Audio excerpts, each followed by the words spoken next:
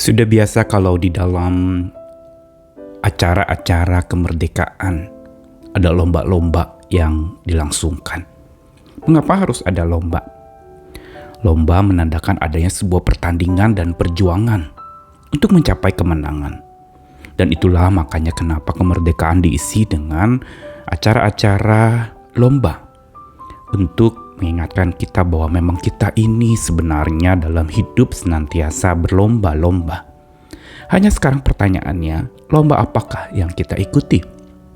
Dan apa yang kita pelajari dari lomba itu?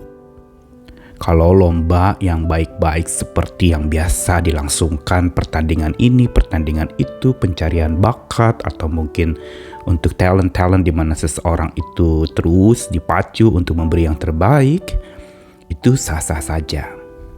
Tapi ada satu perlombaan yang kita harus hindari, yaitu lomba lari dari kenyataan.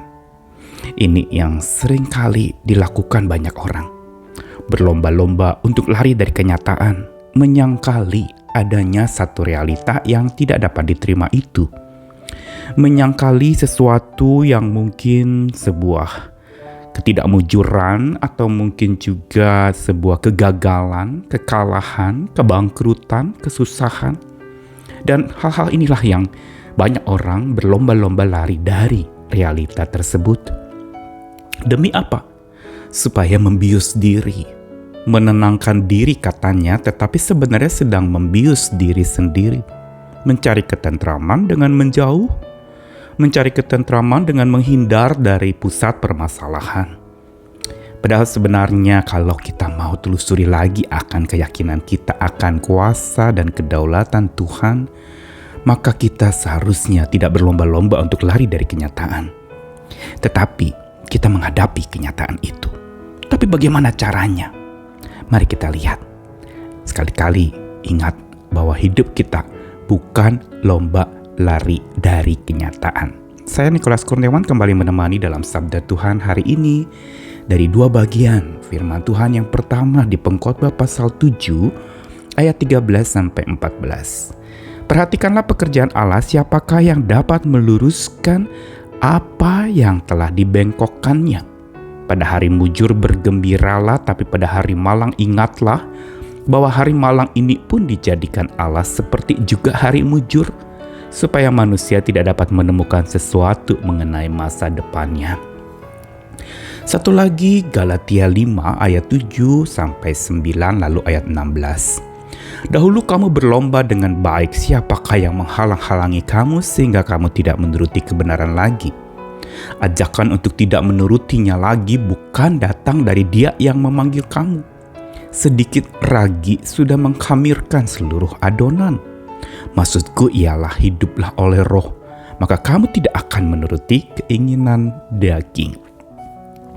Kitab Pengkhotbah adalah kitab yang syarat sekali bicara tentang hikmat, ditulis oleh seorang yang punya asam garam kehidupan dan pengalaman yang pahit atau manis yang sudah dia lalui bersama-sama dengan Tuhan. Ada masa-masa jayanya, tapi juga ada masa-masa jatuhnya. Itulah Salomo, penulis kitab Pengkhotbah.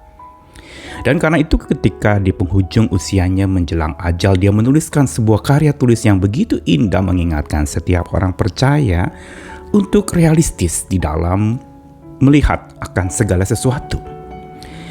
Diawali dengan ayat 13 tadi, Pengkhotbah atau Salomo mengajak untuk kita memperhatikan pekerjaan Allah. Inilah sumber yang memberikan kepada kita sebuah hikmat, keberanian untuk kita bisa menghadapi sebuah kenyataan. Bahwa Allah turut bekerja di balik segala sesuatu, dalam segala sesuatu, melalui segala sesuatu. Karena itu perhatikanlah pekerjaan Allah. Apapun yang engkau alami, apapun yang engkau lalui, entah itu tadi dikatakan hari malang atau hari mujur, tetaplah bergembira. Tetaplah ingat, pada hari mujur bergembira, tapi pada hari malang ingat bahwa keduanya dijadikan Allah. Dengan kata lain bahwa di balik hari mujur dan hari malang yang menurut versi manusia, ada pekerjaan Allah yang sedang dikerjakan.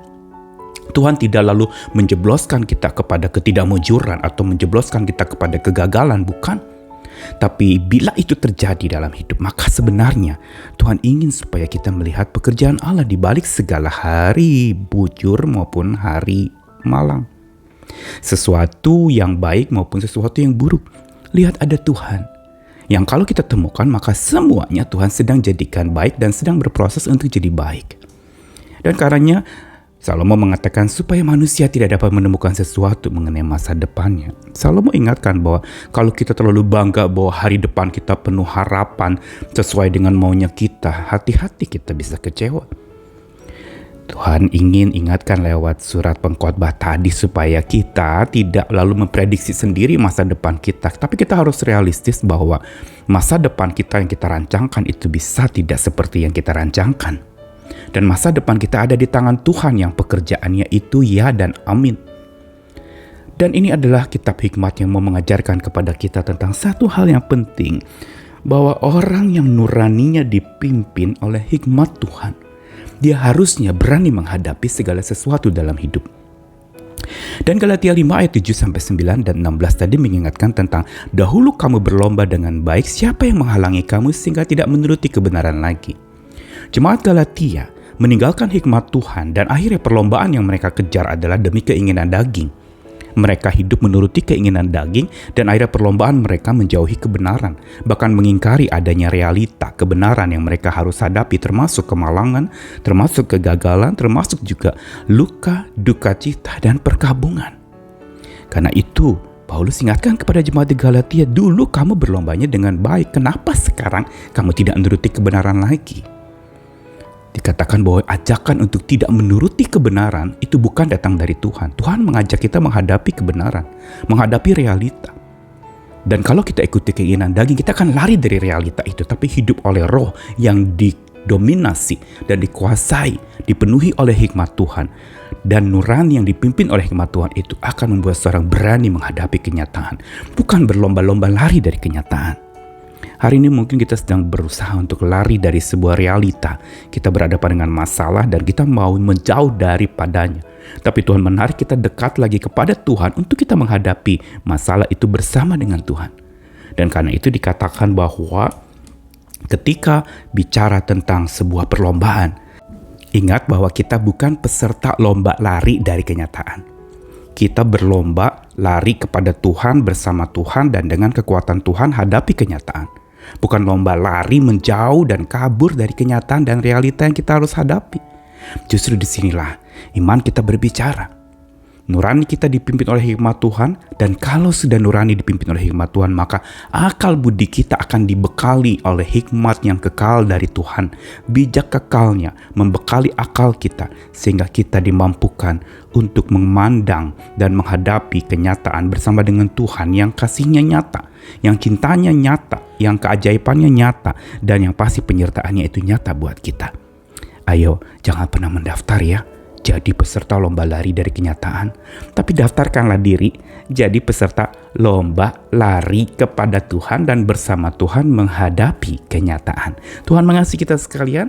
Ayo jangan lari lagi, tapi berjalan bersama dengan Tuhan yang hikmatnya kekal, yang bijaksananya kita butuhkan. Jangan takut, Tuhan beserta dengan kita sekalian. Amin.